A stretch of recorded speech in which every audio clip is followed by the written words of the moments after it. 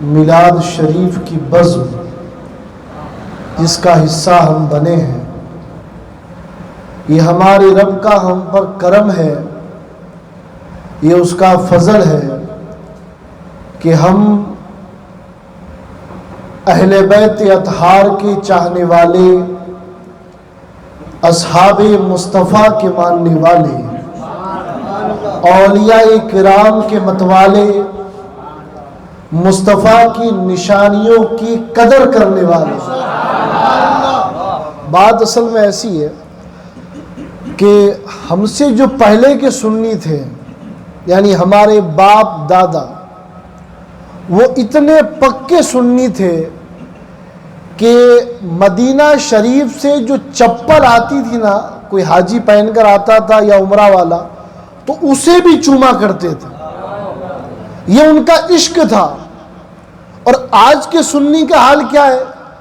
آج کا سنی نبی آخر الزمان کی بیٹی پر بھی انگلی اٹھانے میں شرم نہیں کرتا۔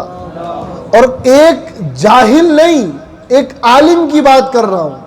میں نے کہا جو کتابیں اور جو علم تجھے نبی کی شہزادی کا ادب نہ سکھا سکا تو سن، میں تجھے کہتا ہوں اے جلالی سن، جو کتابیں تجھے رسول کی بیٹی کا ادب نہ سکھا سکی، ان کتابوں سے اور اس علم سے بہتر ہے کہ بندہ جاہل ہی رہے۔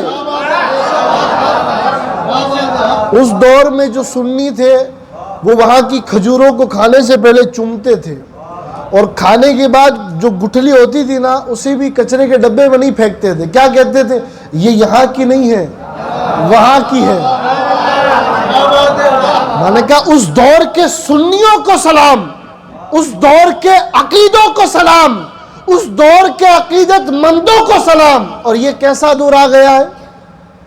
ایک اعلیٰ حضرت کو دوسرے اعلیٰ حضرت سے ٹکرایا جا رہا ہے۔ ایک صاحب کہہ رہے ہیں کہ اعلیٰ حضرت کا احسان ہے دوسرے اعلیٰ حضرت پر۔ میں نے کہا یار یہ عجیب اعلیٰ حضرتوں کا تقابل شروع کیا ہے۔ ایک اعلیٰ حضرت تو وہ جو خادم بن کے اعلیٰ حضرت بنا، اور ایک اعلیٰ حضرت وہ جسے میرے مخدوم ملے اعلیٰ حضرت اشرفی دیا بنائے۔ یہ تقابل سنیوں میں کبھی تھا ہی نہیں۔ یہ پیروں کو ایک دوسرے ترازو میں تولنا یہ سنیوں میں عادت تھی ہی نہیں۔ سنی کا عشق تو یہ تھا کہ کوئی پیر آ جائے، وہ کسی بھی طریقت کا ہو، وہ دیکھ کر کہتا تھا دیدار ان کا کر رہا ہوں، تصور مصطفیٰ کا کر رہا ہوں۔ اور آج کا سنی ایسا ہے کہ جاہل نہیں لڑ رہے، عالم لڑ رہے ہیں۔ اور کس پر؟ میرے باپ کا اس پر احسان، تیرے باپ کا اس پر احسان، ہمارے اس کا اس پر احسان، اسی میں رہ جاؤ گے۔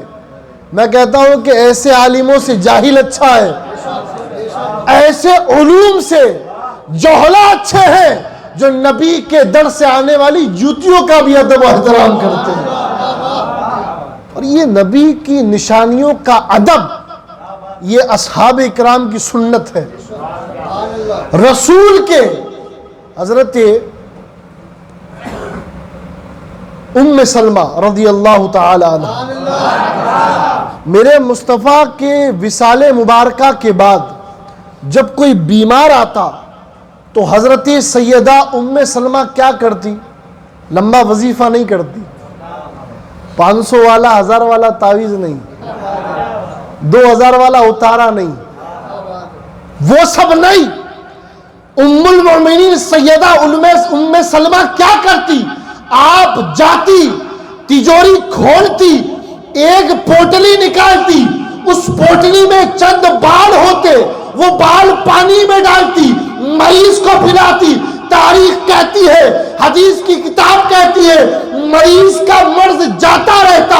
میں نے پوچھا اے سیدہ یہ بال کس کے ہے؟ یہ طریقہ کس کا ہے؟ یہ شفا دینے والا نسخہ ہے کیا؟ تو حضرت سیدہ ام سلمہ کہتی ہے یہ بال کوئی عام بال نہیں، یہ حسنین کے نانا کے بال ہے، یہ میرے آقا و مولا کے بال ہے، یہ میرے سرتاج کے بال ہے، یہ میرے مولا محمد مصطفیٰ کے بال ہیں، جس مصطفیٰ کے بال اتنے کام آئے کہ مریض آئے تو لمبی لمبی آیتیں نہیں، بڑے بڑے وظیفے نہیں، حضرت ام سلمہ پوٹلی کھولتی، مصطفیٰ کے موئے شریف نکال کر پانی میں ڈالتی، بال باہر نکال لیتی اور مریض کو کہتی یہ پانی پی جا۔ میں نے کہا اس دور میں اگر آج والا مفتی ہوتا تو کہتا ام سلمہ یہ کیا کر رہی ہو، ارے قرآن کھولو، مصطفیٰ کی حدیث میں کہیں آیا ہے کہ بال پانی میں ڈالے جائے؟ تو حضرت ام سلمہ بھی یہی جواب دیتی کہ تیری کتاب میں نہیں آیا، عشق کی کتاب میں آیا ہے۔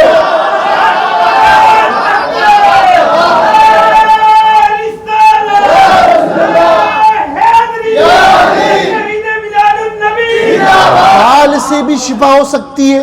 میں نے کہا کیوں نہیں ہو سکتی؟ بال ہو اور ہو مصطفیٰ کا، موئے مبارک ہو اور لگے مصطفیٰ کے سر سے ہو تو پھر شفا ہی شفا دیں گے۔ اعلیٰ حضرت کیا کہتے ہیں؟ اعلیٰ حضرت کیا کہتے ہیں؟ شافی و نافی ہو تم، وافی و کافی ہو تم، شافی و نافی ہو تم، وافی و کافی ہو تم، ارے درد کو کر دو دوا، تم پہ کروڑوں درود۔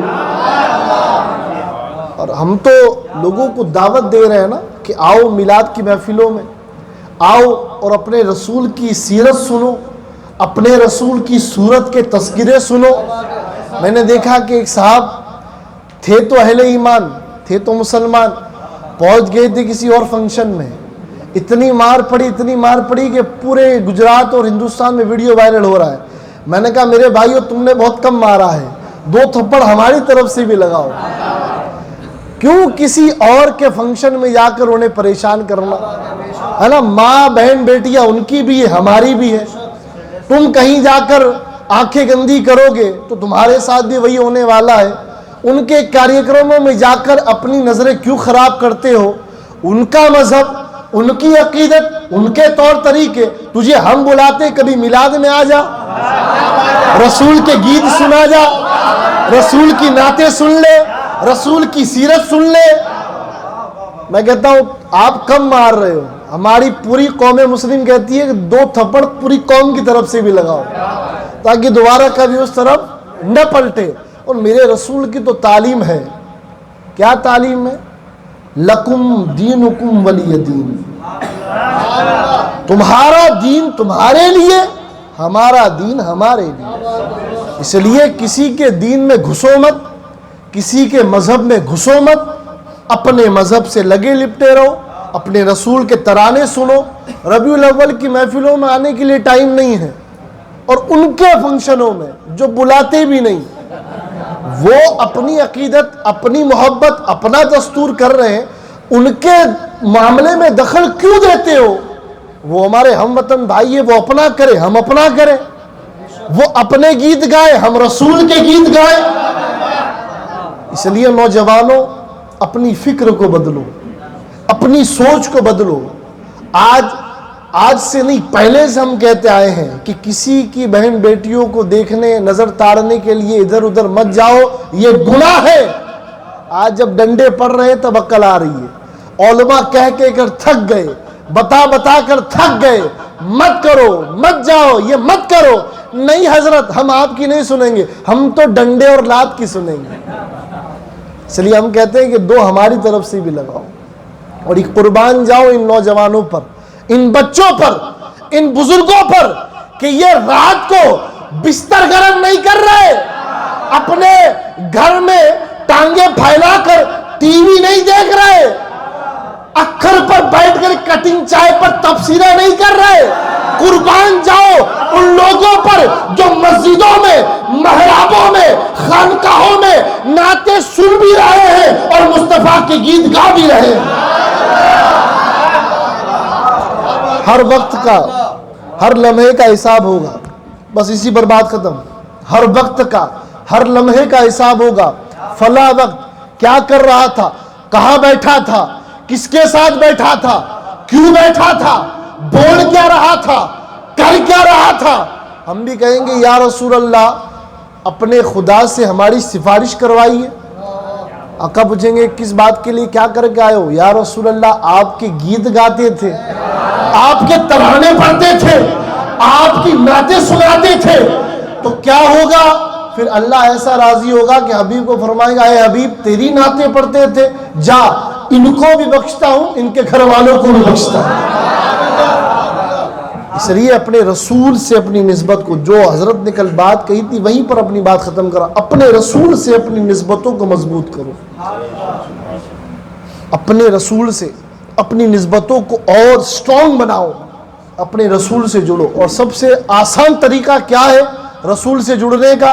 بھائی کسی سے آپ کو جڑنا ہو، مثال کے طور پر مجھ سے، تو یا تو مجھے واٹس اپ کرنا پڑتا ہے، السلام علیکم حضرت خیریت، جواب دوں تو ٹھیک، ورنہ کچھ نہیں، ہے نا؟ یا پھر فیس ٹو فیس آ کر کہنا پڑتا ہے حضرت السلام علیکم خیریت۔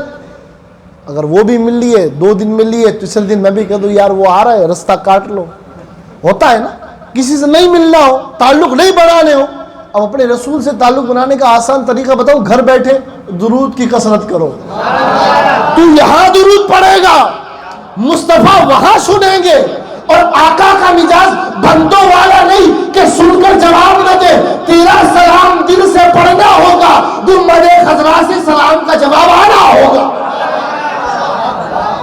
ان 12 ایام میں سب سے اچھا وظیفہ ہے کثرت درود۔ اللہ تعالی ہم سب کو کہنے سننے سے زیادہ عمل کی توفیق عطا فرمائے۔ آئیے حضرت کا استقبال نعرہ تکبیر اور نعرہ رسالت سے کرتے ہیں۔ نعرہ تکبیر، نعرہ رسالت، نعرہ حیدری، عظمت و شان مصطفیٰ، عظمت و شان مصطفیٰ، نعرہ